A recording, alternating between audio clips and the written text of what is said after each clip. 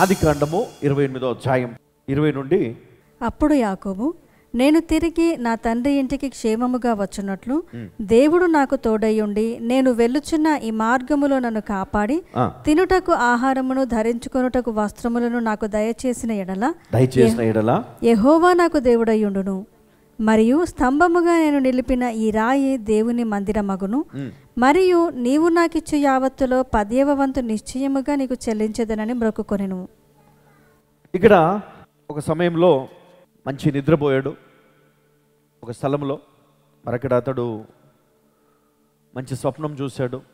తర్వాత ఏ రాయినైతే తల కింద పెట్టుకొని పడుకున్నాడో దాన్ని నిలబెట్టి ఇది ఖచ్చితంగా మరి దేవుని సన్నిధి అని చెప్పి ఆ రాయి పైన నూనె వేసి ఆయన అక్కడ ఒక ప్రార్థన చేసి తీర్మానం కూడా చేసుకున్నాడు. ఈయన ఒక ప్రామిస్ చేసుకున్నాడు. ఏంటో ప్రామిస్ చదువు వాళ్ళు ఒకసారి. నేను తిరిగి నా తండ్రి ఇంటికి క్షేమముగా వచ్చున్నట్లు దేవుడు నాకు తోడయ్యుండి నేను వెలుచున్న ఈ మార్గములో నన్ను కాపాడి తినుటకు ఆహారమును ధరించుకొనుటకు వస్త్రములను నాకు దయచేసిన ఎడల యెహోవా నాకు దేవుడయ్యుండును. మరియు స్తంభముగా నేను నిలిపిన ఈ రాయి దేవుని మందిరమగును. మరియు నీవు నాకిచ్చు యావత్తులో 10వ వంతు నిశ్చయముగా నీకు చెల్లించదనని మొక్కుకొనెను. హల్లెలూయా.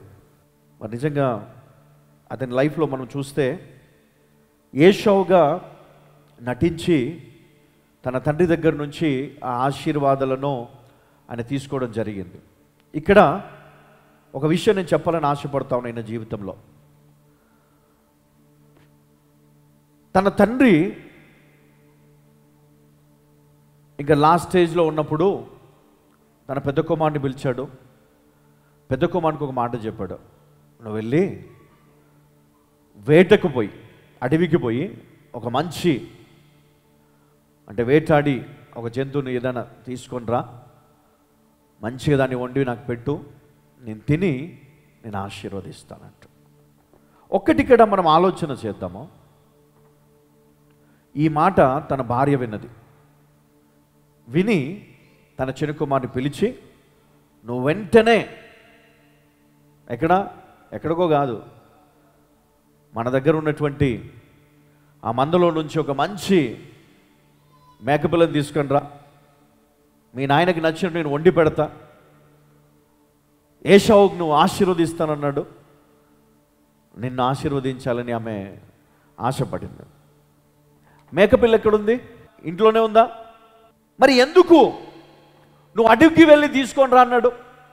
ఇక్కడ దేవుడు కూడా కొన్నిసార్లు నువ్వు కష్టపడి తీసుకొని వచ్చే దాన్ని బట్టే దేవుడు నిన్ను ఆశీర్వదిస్తాడు.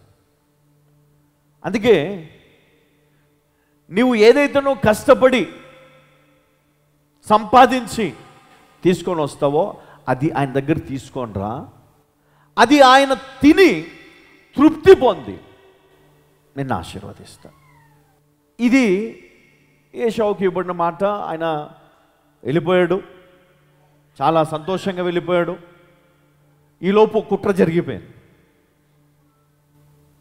ఏదేమైనా దేవుడు ఏషావును కూడా ఆశీర్వదించాడు. హల్లెలూయా. ఆశీర్వదించాడా లేడా? యాకోబు కష్టపడ్డాడు, ఒక 40 years వరకు పనిచేశాడు, చేతుల కష్టము, కానీ దేవుడు బ్లెస్ చేస్తాడు. ఎందుకంటే ఆయన పైన ఆశీర్వాదం ఉంది, ఆయన పైన పలికినటువంటి దీవెన ఉంది, ఆశీర్వాదం ఉంది.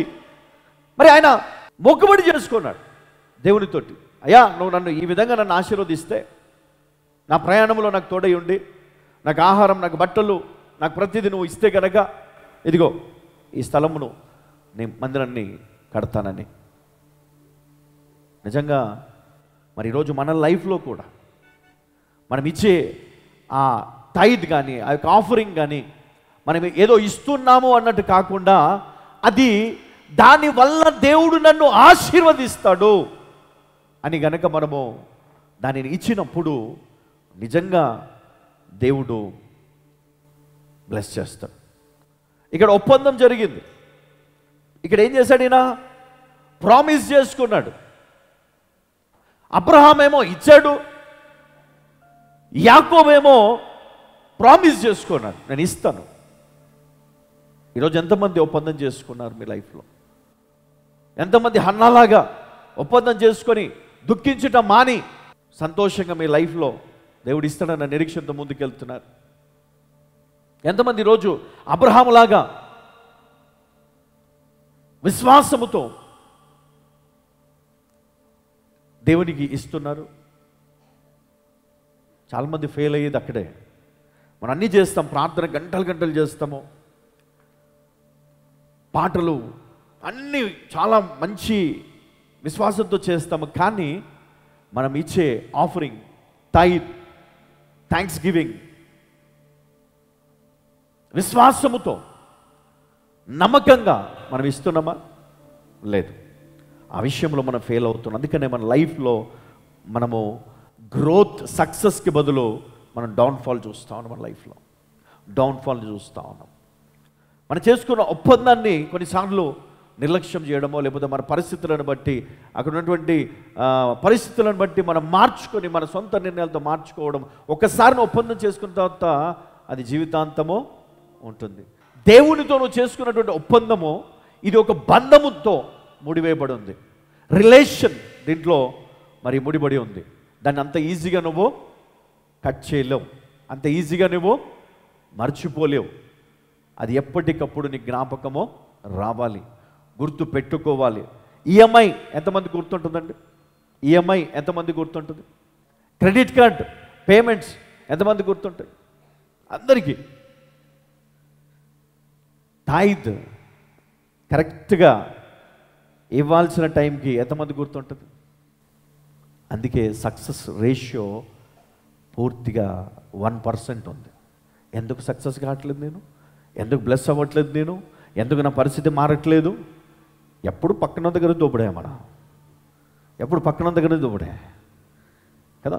ఒక 2 రూపాయలు ఎట్టు వస్తే చూద్దాం.